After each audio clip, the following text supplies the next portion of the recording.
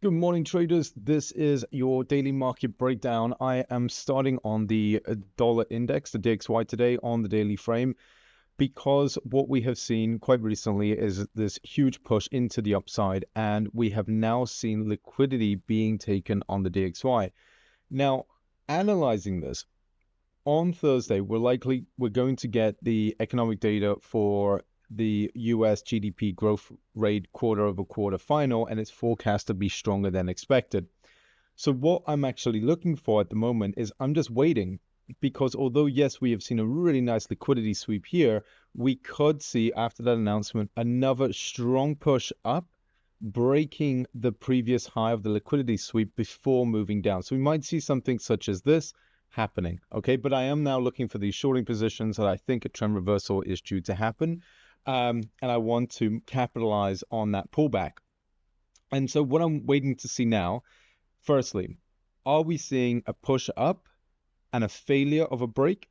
And if it fails to break and we push down, breaking this market structure, then we know, okay, fine, that the trend is likely going to reverse into the downside. But I'm a little bit hesitant at the moment because of that economic piece of data. Once it does come out, and if it is stronger than expected, then we're likely just going to see a nice push up here before pushing down. That is my general play on the DXY. And so that's going to play very nicely into a lot of our major currency pairs.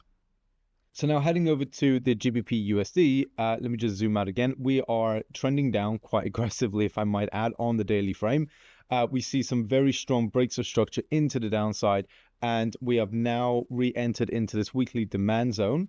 We have identified that there is potential liquidity resting below this previous low. And the reason I started with the DXY is because what I think is going to happen with the DXY, it's going to push up slightly because of that stronger than expected GDP growth rate, which is going to push the GBP down, grabbing that potential liquidity before then reversing into the upside.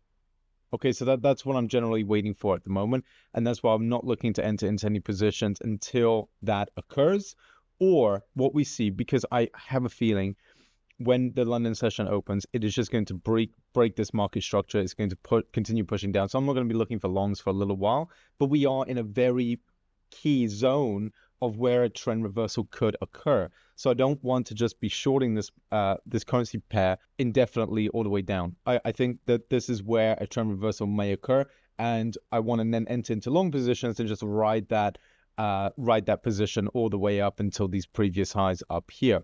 If we zoom out to the weekly, we are actually in an uptrend, right? And we are just in this consolidating market structure at this point in time. And we can quite clearly see that when price enters this area of resistance, it pushes down. And when it enters into this area of support, it pushes up. And we're now in that area of support. And so we could begin to see that push up. Similarly, with the euro dollar, what we're likely going to see happen if the DXY does push up because of that economic unexpected data comes out, then we're likely going to see a nice little push back down, taking any liquidity resting below these lows before seeing that reversal back into the upside. Okay, so very similar to the GBP USD. We're now in a key area of support, and this could be an infraction point of where a trend reversal could occur.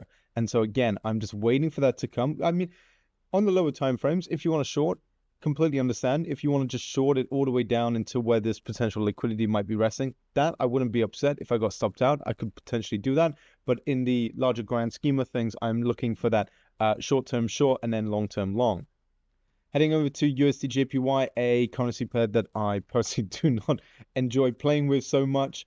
However, what we're potentially seeing again is a complete reflection of the DXY, where we have this huge push up, this liquidity sweep that it has occurred. And so I want to play the same play out that I'm doing with the DXY, where we're likely going to see a push up, breaking that previous liquidity sweeps high before pushing down. And we could actually go as high as this previous liquidity zone that is resting above a weekly high back from 2022. I think it was 2022 or 2021. So pretty far back, but that's what this zone is up here. And so again, we're seeing that we are now approaching a very strong area of resistance. and this is a zone where we usually see a trend reversal. So for the USD JPY, I'm waiting for that to occur before entering into any short positions, and I just want to ride that position down over the next couple of days. Right, heading over to gold, we are waiting for this to push up because, like I said, there is a correlation between the US dollar and XAU, where if the US dollar is pushing down, we often see gold pushing up. And so we have seen this really beautiful market structure here where it pushed down into our, I think this is a weekly demand zone. And then we began seeing a push, a reaction here, pushing the price into the upside. So we have now seen the price come back down. Hopefully it fails to breach this low. If it breaches this low, okay, we're likely going to continue down for a little bit more before we see that trend reversal, but I find that highly unlikely. And what I think is going to happen is that price is just going to consolidate a little bit here on the 4-hour frame. Once it breaches this high with a full body candlestick break, then we just know that we're likely going to end up hitting this previous high here. We may see an initial pullback to the 0.5, 0.7 fib. It might be a deep pullback before that continuation into the upside. Okay, so I think we're now at that area of looking for long positions on XAU USD on all spectrums of the time frame at this point in time. So I can see that it has pulled back quite aggressively here, and I would use this as my launch pad to enter into short-term long positions from this region. BTC USDT, although I don't analyze it as much, we are beginning to see that reversal happening. Remember, it had previously just fallen off a cliff. Of course, any of you BTC traders or crypto traders out there would know that there's a huge push into the downside across the crypto market.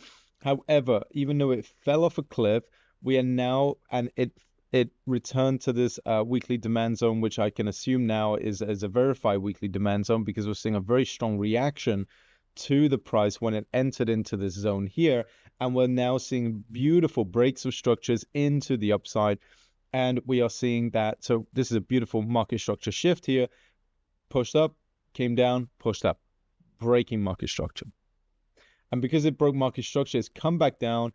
I don't see it breaching this low. If it does, then okay, we need to reevaluate here, but I don't see it breaching this low. I think it's now on that journey of reversal back into the upside. Hopefully sometime this year. I keep saying it, I wouldn't be surprised if we re-hit the $80,000-$90,000 mark sometime this year. And I think this could be where that trend is now beginning to reverse. And so I would now be looking for those long positions on BTC USDT. And there it is, traders. That is your daily market breakdown.